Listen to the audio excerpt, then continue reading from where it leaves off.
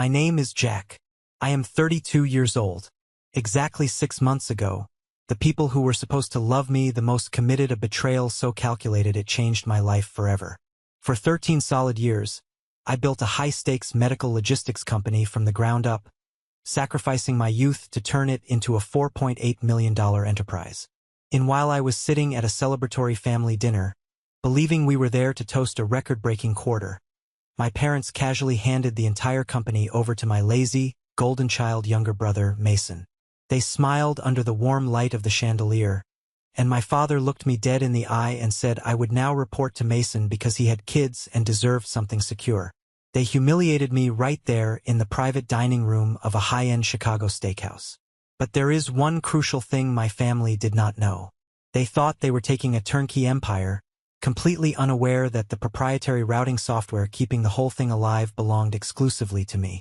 And right now, their lawyers are frantically calling my phone while they face total financial ruin. Before I tell you exactly how I dismantled their illusion and rebuilt my own life, hit that like button if you believe that hard work should never be stolen, and let me know in the comments where you are watching from today. I always love seeing how far these stories travel. Now, let us go back to the night the illusion shattered. The private dining room at Gibson's felt suffocatingly warm. We were supposed to be celebrating. I had just closed a massive contract with a regional hospital network, securing our company's revenue for the next 5 years. I wore my good suit, the one I bought after we crossed the $2 million valuation mark. Across the table sat my mother, Eleanor, sipping her wine with that practiced, serene smile she used at HOA meetings. Next to her was my father, Richard, a man who always believed volume and intimidation were substitutes for actual leadership.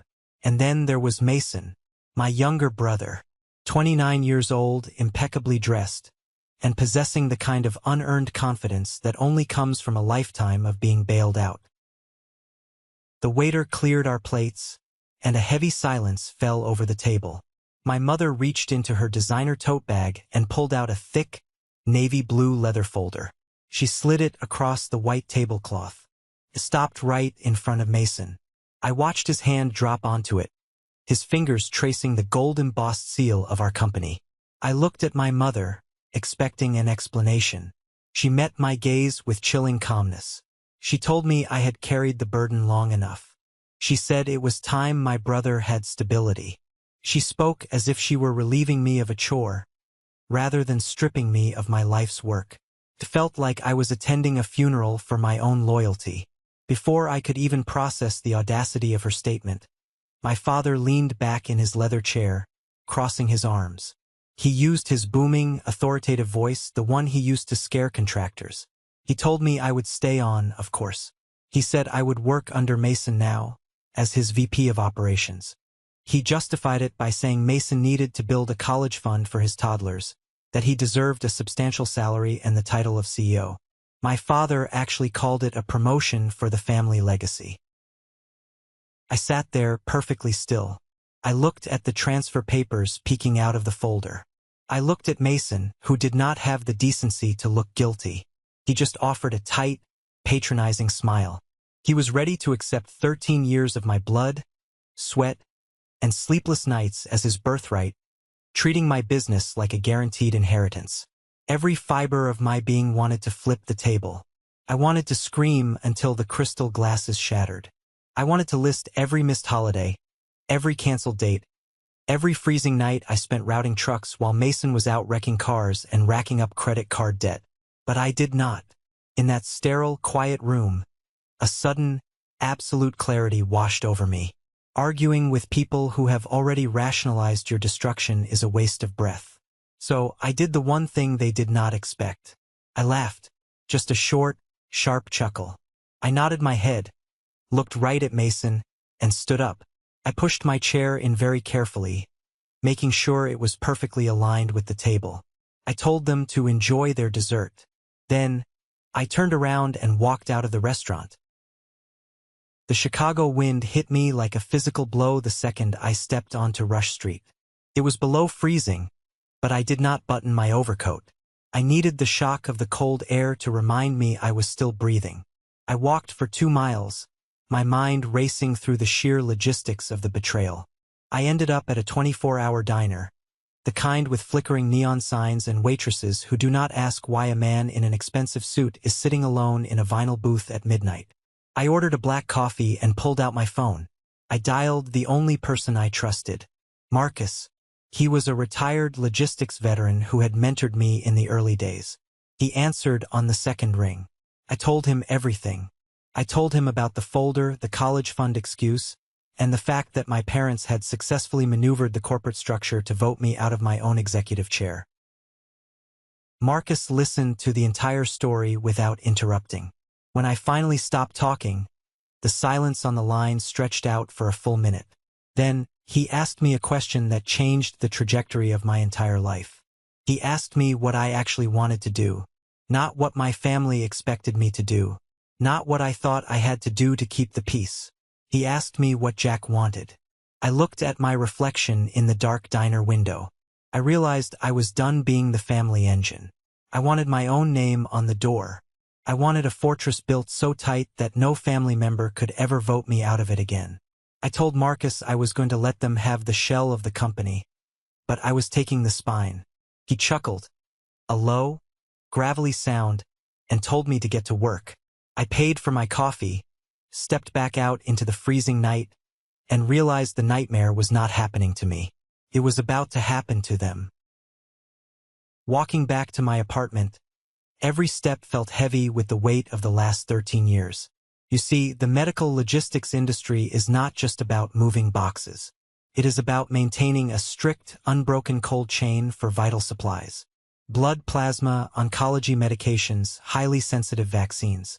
If the temperature drops or spikes by a single degree, the entire shipment is destroyed, and the resulting lawsuit could bankrupt you. I built our compliance protocols from scratch. I remembered being 24 years old, driving a refrigerated box truck through a blizzard in Wisconsin on Thanksgiving Eve because our main driver had quit. The heater in the cab was broken. I drove for 9 hours with an emergency blanket wrapped around my shoulders to ensure a pediatric hospital got their shipment. That same Thanksgiving, Mason was in Cancun, maxing out my mother's credit card on jet skis and bottle service. She paid his bill without a word, calling it a necessary expense for his mental health. When I was 26, I coded the initial version of our automated routing software because we could not afford the enterprise solutions on the market. It was a crude program at first, but over the years, I refined it into a highly sophisticated algorithm that predicted weather delays, optimized fuel consumption, and managed the chain of custody protocols automatically. It was the invisible heart of the business. And because I was naive and because they were my family, I never charged the company licensing fees. I just installed it on the servers and let it run. I walked into my dark apartment at 2 a.m. I did not turn on the overhead lights. I went straight to my home office, booted up my main workstation, and cracked my knuckles. The emotional shock had worn off, replaced by a cold, methodical discipline. If my father wanted Mason to be the CEO, then Mason was going to get exactly what a CEO gets on day one: a desk, a title, and a terrifying amount of liability. I logged into the company's master server. My first move was completely legal and absolutely devastating. The proprietary routing software, which I had named Sentinel, was registered under my personal LLC, not the family corporate entity. I had done that years ago on the advice of a lawyer friend, never thinking I would actually need the protection. I initiated a remote uninstallation protocol. I watched the progress bar fill up on my screen, line by line, as the customized code erased itself from the company hardware. I replaced it with the basic, off-the-shelf logistics tracking software we had used a decade ago, the kind that requires manual data entry for every single truck. Next, I opened the cloud drives. I spent 3 hours meticulously separating my personal intellectual property from the company files. I deleted my custom emergency response templates. I wiped my saved vendor negotiation scripts. I removed the automated billing macros I had built on my own time. I was incredibly careful not to delete any active client data, financial records, or operational manifests. That would be sabotage. I was not a saboteur. I was simply a man packing up his own tools and leaving the job site. I revoked all the convenient, backdoor access points I had set up for myself over the years to fix midnight emergencies. If a truck broke down at 3 a.m. now, the automated alert would not go to my phone. It would go straight to the newly minted CEO. By 5:30 a.m., the sun was starting to rise over Lake Michigan. My screen showed a clean break. The family business still had its trucks, its building, its line of credit, and its glossy marketing brochures. But it no longer had the brain that made it profitable. I closed my laptop and went to the kitchen to brew the strongest pot of coffee I could handle. I pulled out a fresh legal pad and a pen. I wrote Vanguard Response Logistics at the top of the page. It sounded solid, unshakable. I spent the next 4 hours drafting the operational framework for my new life. I registered the domain name. I filed the expedited articles of incorporation online. I transferred personal funds to open a new business checking account. My phone started buzzing around 9 a.m. The screen lit up with my mother's name. I let it ring. A few minutes later, a text from my father came through. It told me to stop being dramatic and get to the office by noon to brief Mason on the quarterly projections. I blocked both of their numbers. Then I blocked Mason. I removed myself from the family group chats. The silence that followed was the most beautiful thing I had heard in over a decade. Around lunchtime, I drafted an email. I did not send a mass blast to my entire contact list. That reeks of desperation and spite. Instead, I carefully selected 5 people. 5 high-level directors at our most vital client accounts. These were people who knew my work ethic, people who called my personal cell phone when things went wrong because they knew I never dropped the ball. The email was short and entirely professional. I informed them that I had stepped down from my previous role to launch Vanguard Response Logistics, an independent firm specializing in high-risk medical transport and emergency continuity planning. I stated that I was available for specialized advisory work and left my new contact information. I did not mention my family. I did not mention the betrayal. Real professionals do not air their dirty laundry in the lobby. I hit send on all 5 emails. I sat back in my chair, staring at the empty outbox. The adrenaline was starting to fade, and the sheer terror of what I had just done began to creep in. I had no guaranteed income. I had no fleet. I had burned the bridge to my entire family, and I was about to go head-to-head in a cutthroat industry with a company that had millions of dollars in backing. But as I looked at the blank legal pad on my desk, the fear morphed into something else. Hunger. For 13 years, I had built a fortune to buy my parents' approval, only to watch them hand it to a man who could not even read a balance sheet. I was never going to make that mistake again. I was going to build an empire, and the bricks would be cemented with cold, hard boundaries. I went to sleep that afternoon knowing the storm was coming, but for the first time in my life, I was the one holding the lightning. The first month of Vanguard Response Logistics was a grueling exercise in humility. There is a massive difference between running a well-oiled, multi-million-dollar machine and sitting in the driver's seat of a parked car, using your phone as a hotspot to hunt for commercial real estate leases you can barely afford. I needed operating capital.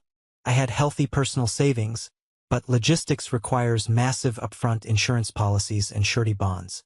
I set up a meeting with Mr. Henderson, a senior loan officer at a mid-sized commercial bank who had previously approved a massive equipment loan for the family business. I walked into his plush office expecting a professional courtesy. I handed him my business plan, which was bulletproof. Mr. Henderson scanned the documents, steepled his fingers, and gave me a look of deep, practiced sympathy. He told me the numbers looked great, but he could not approve the line of credit. He explained that my previous success was heavily tied to the established corporate structure of my family's brand. He actually had the nerve to suggest that without my father's signature as a guarantor, the risk profile was simply too high for a solo founder. I kept my face completely neutral. I thanked him for his time, took my portfolio back, and walked out of the bank. The rejection stung, but it also clarified the battlefield. The business world still viewed me as the son of a successful family, not the architect of that success.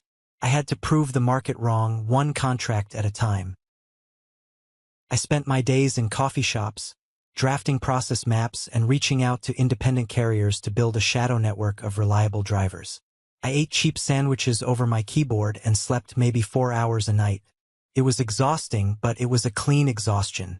Nobody was yelling at me. Nobody was taking credit for my spreadsheets. The breakthrough happened on a rainy Tuesday afternoon, 3 weeks after the dinner at Gibson's.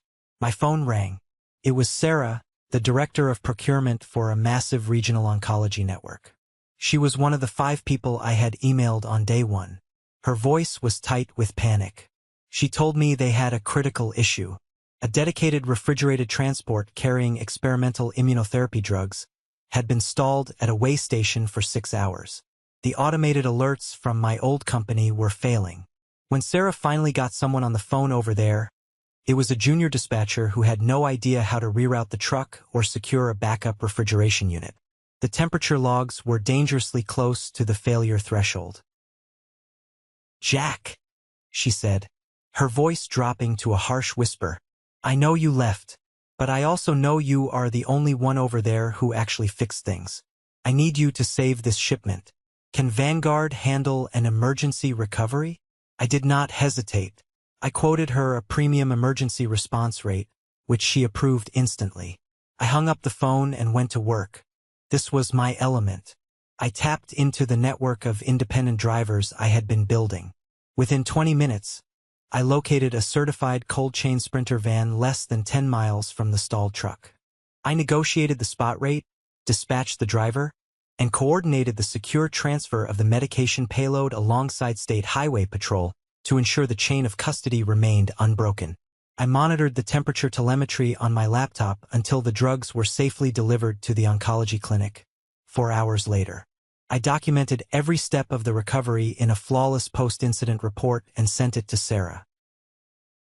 Her reply came back 5 minutes later. "Invoice approved. We need to talk about moving our entire continuity contract to Vanguard. Are you free tomorrow?" I stared at the screen, letting out a breath I felt like I had been holding for almost a month. That was it. The first major crack in the family empire, and the foundation stone of mine. That night, as I was closing my laptop, curiosity got the better of me. I opened a burner social media account and looked up Mason's public profile. I knew I shouldn't have, but human nature is a stubborn thing. There it was. A brand new photo posted just hours earlier. Mason was standing in front of the company headquarters, leaning against the hood of a brand new, jet black Porsche 911. He was wearing designer sunglasses and holding a cup of artisan coffee. The caption read, "Heavy is the head that wears the crown. Treating myself to a little CEO gift to celebrate the new era of leadership. #grindset, #family legacy, #blessed." I stared at the gleaming paint of that Porsche, and I felt a cold, hard knot form in my stomach. I knew the company's margins intimately. We ran a tight ship because medical transport insurance premiums are astronomical. We needed cash reserves for fleet maintenance, not luxury sports cars. Mason had used the company treasury, the money I had bled for, to buy himself a toy to look important on the internet. While I was out here working from the front seat of a Honda Accord to save a shipment of cancer drugs that his incompetence nearly destroyed, he was playing a billionaire playboy with my money. The sheer, breathtaking arrogance of it was staggering. But as I looked closer at the photo, at the pristine tires of the Porsche and the smug smile on his face, the anger evaporated. It was replaced by a deep, dark amusement. Mason had no idea that he was not driving a trophy. He was driving a ticking time bomb, because the very same day he bought that car, he had proven to our biggest client that he could not keep their patients safe. The storm had finally breached the harbor, and they were completely asleep at the wheel. The momentum following the oncology contract was swift and undeniable. Business is a lot like water.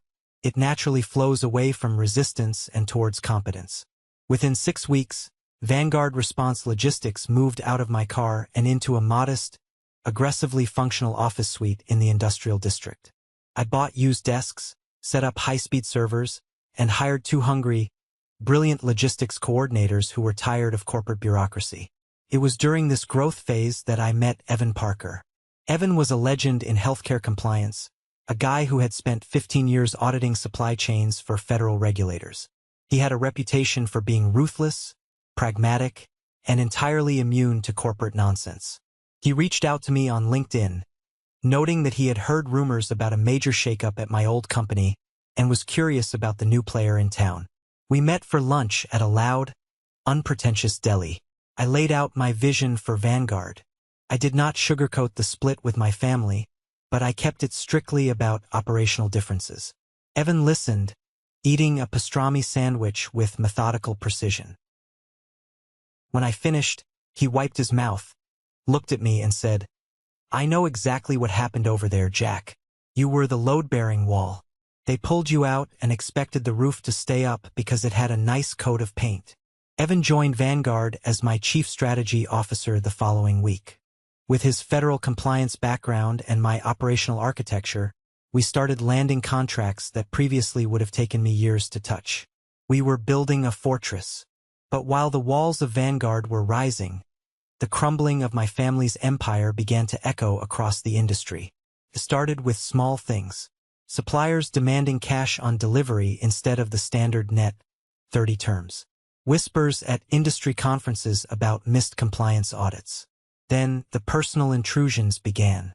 My Aunt Susan, my mother's sister and the family's chief gossip coordinator, managed to bypass my block numbers by calling my new office line under the guise of a prospective client. When my coordinator transferred the call, I heard her syrupy, manipulative voice instantly. "Jack, honey, it is so good to hear your voice," she crooned, entirely ignoring the fact that I had cut contact. "Your mother is just sick with worry. You know Mason is trying his best. But the market is so tough right now. It is really hurting your father's heart to see you abandon your own flesh and blood over a little misunderstanding." I gripped the edge of my desk.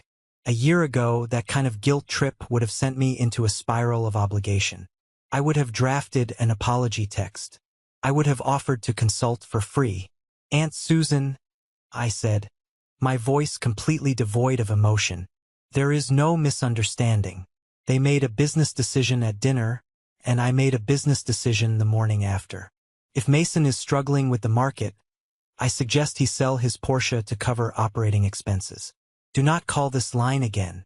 I hung up the phone and instructed my team to screen all calls from anyone sharing my last name. The real breaking point, however, arrived 2 days later. It walked right through the front door of my office in the form of David. David had been the senior dispatch manager at my old company for 8 years. He was a stoic, hardworking guy who lived and breathed fleet logistics. Seeing him standing in my reception area, looking exhausted and holding a thick manila envelope, sent a jolt of adrenaline through my system. I brought him into my office and closed the door. David sat heavily in the guest chair. He did not waste time with pleasantries. "I quit this morning, Jack," he said, his voice ragged. "I cannot do it anymore.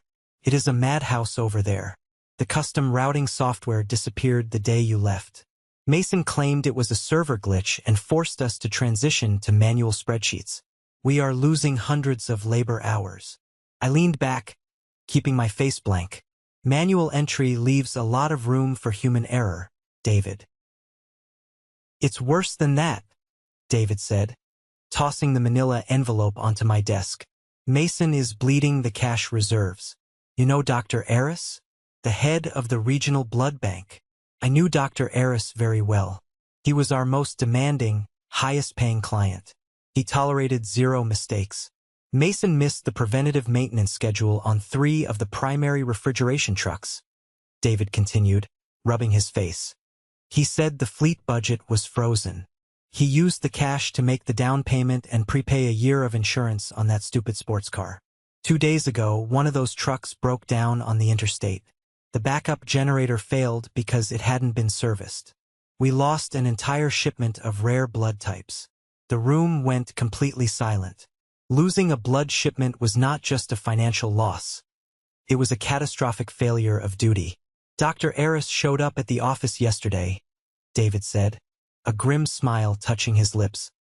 "He bypassed security, walked straight into Mason's glass office, and screamed at him so loudly the entire floor heard it. He called him a fraud in a cheap suit. He terminated the contract on the spot. David tapped the envelope on my desk. I pulled the maintenance logs and the financial diversion records before I handed in my badge. I am not going down with a sinking ship. If you have a spot for me here, Jack, I will work twice as hard. But you need to know what is coming. They are weeks away from defaulting on the main credit line. I opened the envelope. The paper trail was damning. Proof of negligence. Proof of financial mismanagement. Mason had traded the integrity of a medical transport company for the aesthetics of a rich CEO. I looked up at David, extending my hand.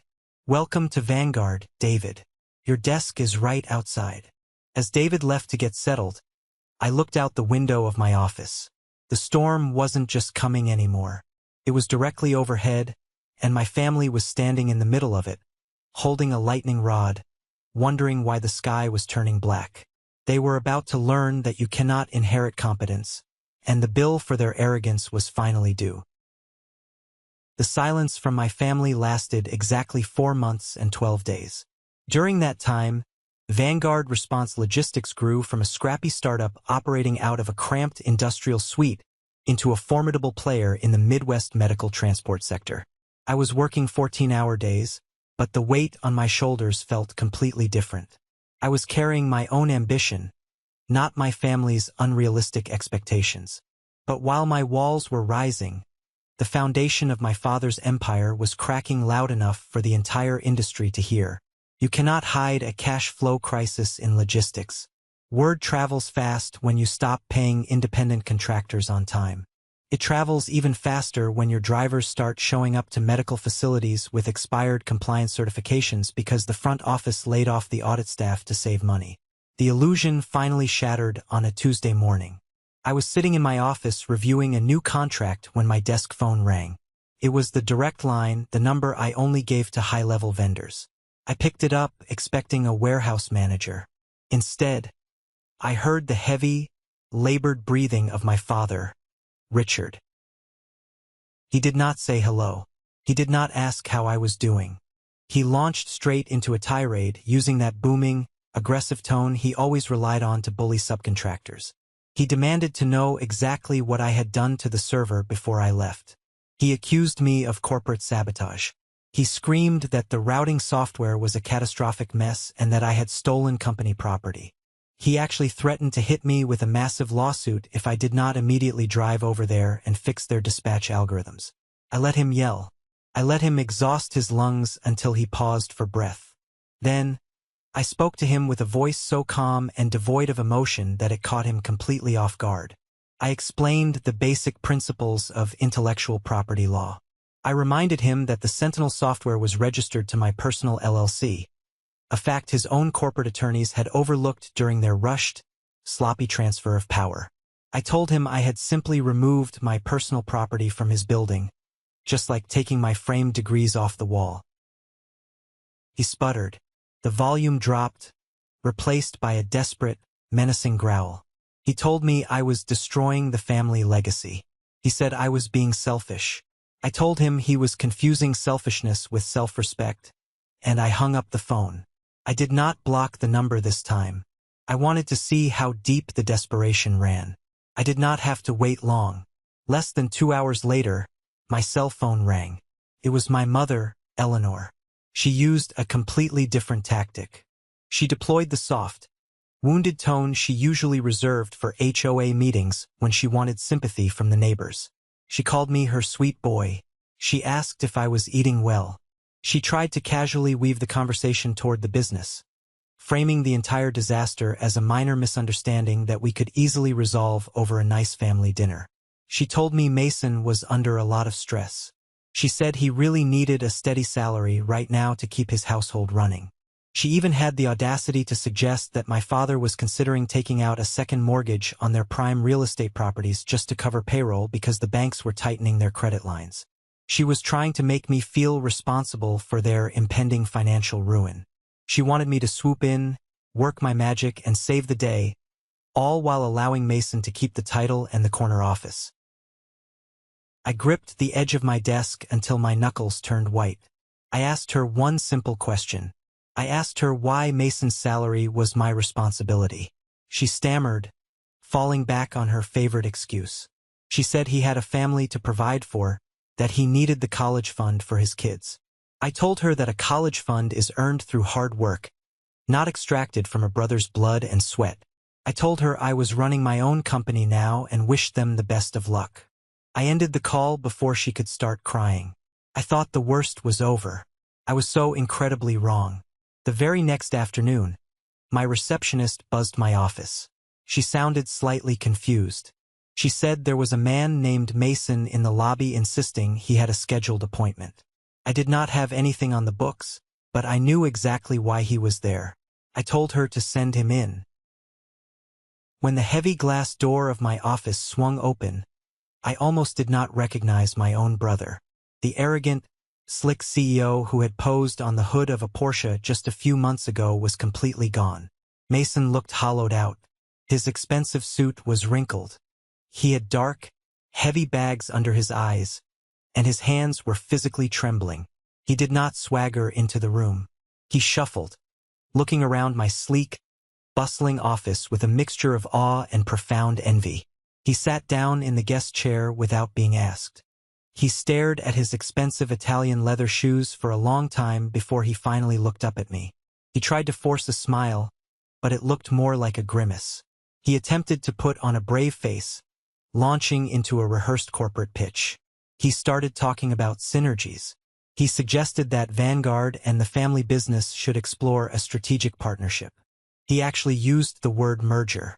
He said he was willing to bring me back on as a co-CEO, an equal partner, so we could combine our resources and dominate the market together. I sat back in my chair, folding my arms across my chest. I let the silence stretch out, letting the sheer absurdity of his proposal hang in the air. A merger. He wanted to merge his sinking ship, drowning in debt and bleeding clients, with my profitable, rapidly expanding enterprise. He was trying to package a surrender as a business opportunity. I leaned forward and dismantled his proposition piece by piece. I laid out the exact financial reality of his company. I cited the lost contracts, the delayed vendor payments, the catastrophic failure with Dr. Eris and the blood bank. I told him I knew about the maintenance funds he diverted to buy his sports car. I stripped away every single lie, every corporate buzzword, until there was nothing left but the raw, ugly truth. His company was worthless.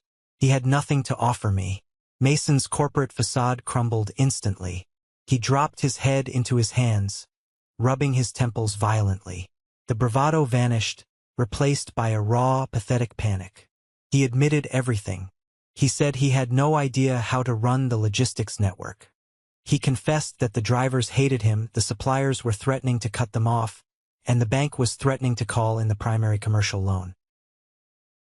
He looked up at me, his eyes wide and terrified. He begged me to help him. He said he would do anything. He promised to give me back my old office, to double my old salary, to give me total operational control. He just needed me to come back and fix the routing system before the bank auditors arrived the following week. He was asking me to rebuild the very machine he had proudly stolen from me. I looked at my younger brother, the golden child who had been handed the world on a silver platter, now sitting in my office begging for scraps. I felt absolutely no pity. I told him I had a condition. One single, non-negotiable condition if he wanted my help. Mason leaned forward eagerly, clutching the edge of my desk as if I were throwing him a life preserver in the middle of a hurricane. He nodded rapidly, promising he would agree to anything. He offered equity, he offered a formal public apology at the next family Thanksgiving. He offered to let me fire whoever I wanted. I shook my head slowly. I told him I did not want equity in a dying company. I did not want a seat at a toxic family dinner table. My condition was entirely different. I demanded a public confession. I told Mason he had to record a video, unedited and unfiltered, and post it to his professional LinkedIn page and the main landing page of the company website. In this video, he had to clearly and directly state that the leadership transition was a massive mistake. He had to admit that he lacked the operational expertise to run the logistics network. He had to explicitly confirm that I, Jack, was the sole architect of the business's success for the past 13 years, and that my departure was the direct cause of the current operational collapse. He had to apologize to his employees for his mismanagement and to his clients for jeopardizing their supply chains. Mason recoiled as if I had slapped him across the face. The color drained from his cheeks completely. He started shaking his head violently, stammering that he could not possibly do that. He said our father would disown him. He argued that it would destroy his professional reputation in the industry forever. He pleaded with me to be reasonable, asking if there was any other way. I pointed to the heavy glass door of my office. I told him that was his only other option. He could walk out that door, drive his pristine Porsche back to his empty executive suite, and wait for the bankruptcy lawyers to lock the building. The choice was entirely his. While Mason sat there, hyperventilating and paralyzed by indecision, my desk phone chimed. It was Liam, my corporate attorney. Liam was a sharp, meticulous lawyer who handled Vanguard's commercial contracts. I had asked him a few weeks prior to do a quiet, routine background check on the family corporate entity, just to ensure they could not drag my name into any of their impending legal disasters. I put the phone on speaker. I wanted Mason to hear whatever legal update Liam had for me. But what Liam delivered was not a routine update. It was a nuclear bomb that shattered the entire narrative of my family's betrayal. Liam's voice filled the room, crisp and strictly professional. He told me he had uncovered a massive web of hidden liabilities attached to Mason personally, liabilities that predated the dinner at Gibson's by several months. Liam revealed that Mason was currently embroiled in a vicious, highly classified divorce proceeding. His wife had filed the papers quietly after discovering a catastrophic financial secret. Mason had completely drained his children's college fund, maxed out joint credit cards, and secretly leveraged their home equity to fund a series of reckless, offshore cryptocurrency investments. The investments had evaporated. Mason was entirely wiped out and facing total financial ruin. But the real twist, the revelation that made my blood run freezing cold, was the timeline. During the custody and divorce mediation, Mason's wife had demanded total restitution of the stolen funds, or she would press criminal fraud charges against him. Mason was facing real prison time. He went to our parents crying for a bailout. But my parents did not have the liquid cash to cover a multimillion-dollar shortfall. Most of their wealth was tied up in illiquid real estate and long-term retirement accounts. So, they orchestrated a massive, calculated fraud involving my life's work. They did not give Mason the company because he deserved a promotion or because he needed stability. They transferred the CEO title to him so he could legally justify a massive, sudden spike in his executive salary. They needed him to have unhindered access to the corporate treasury. The entire dinner, the transfer papers, my father's booming justification about the family legacy. It was all a desperate, highly coordinated theatrical performance to turn my profitable company into a personal piggy bank to save Mason from a divorce settlement and a potential prison sentence. They sacrificed 13 years of my grueling labor to bail out their golden child's criminal negligence. I hit the mute button on the phone. The silence in the office was absolute. The air felt heavy, toxic. I slowly turned my gaze from the phone to Mason. He was trembling uncontrollably now. His eyes darted around the room, looking for an escape route that did not exist. He knew the secret was out. The grand illusion of the capable younger brother stepping up to lead the family was dead, replaced by the ugly reality of a desperate thief stealing his brother's fortune to cover his own crimes. I felt a strange sensation wash over me. It was not anger. The anger had burned out months ago. It was absolute crystalline clarity.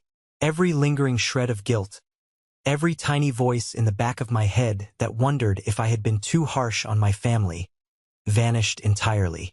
They had looked me in the eye over a steak dinner and handed my future to a gambler to pay off his debts. I leaned across the desk, closing the distance between us. I kept my voice terrifyingly calm. I told Mason that the deal had just changed. I told him I would not help him fix the software. I would not save the company. The family business was going to die, and there was nothing he could do to stop it. But I still demanded the video. I told him that if he did not record and post that public confession within exactly 48 hours, I would instruct Liam to forward the entire dossier of his financial diversion, including the misuse of corporate maintenance funds, directly to the commercial fraud division of his primary lending bank. I promised him I would personally ensure the bank auditors saw exactly how he had used their line of credit to finance a sports car and pay off his secret divorce settlement. Mason broke. He put his head on my desk and began to sob. Deep, ugly, heaving sobs of a man who has finally hit the concrete at the bottom of a very long fall. He did not argue. He did not bargain. He just nodded his head against the polished wood of my desk, his tears leaving wet streaks on the surface. I stood up, walked to the door, and opened it. I told him his 48 hours started right now. He stumbled out of my office, a broken shell of a man, carrying the full weight of his own destruction. Exactly 47 hours later, my phone started exploding with notifications. Industry colleagues, former employees, and even a few direct competitors were tagging me in a post on LinkedIn. I opened the app and there it was. Mason had recorded the video sitting in the dark, wood-paneled boardroom of the family office. The lighting was harsh, illuminating the deep bags under his eyes and the sheen of nervous sweat on his forehead. There was no teleprompter. He looked directly into the camera lens, looking entirely defeated, and read the exact script I had demanded. He confessed to the mishandling of the leadership transition. He admitted his complete lack of operational knowledge. His voice cracked as he explicitly stated that Jack was the sole reason the company had thrived for over a decade.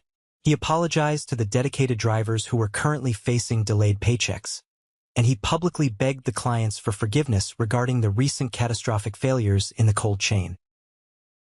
It was raw. It was humiliating.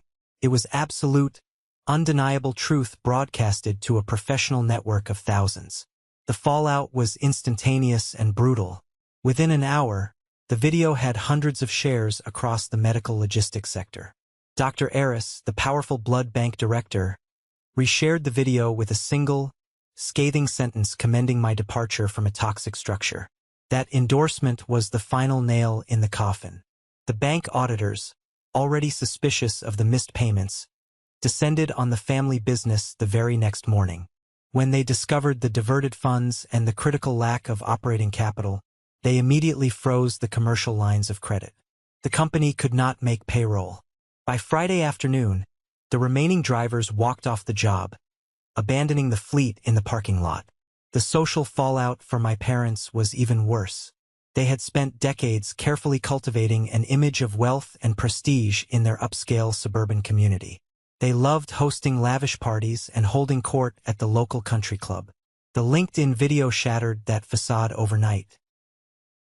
I heard through the grapevine that the atmosphere at their country club turned instantly icy. Friends who had eagerly attended their dinners suddenly stopped returning their calls. It was like a funeral for their social reputation. The whispers about Mason's impending divorce and the financial scandal became the main topic of conversation at every HOA meeting.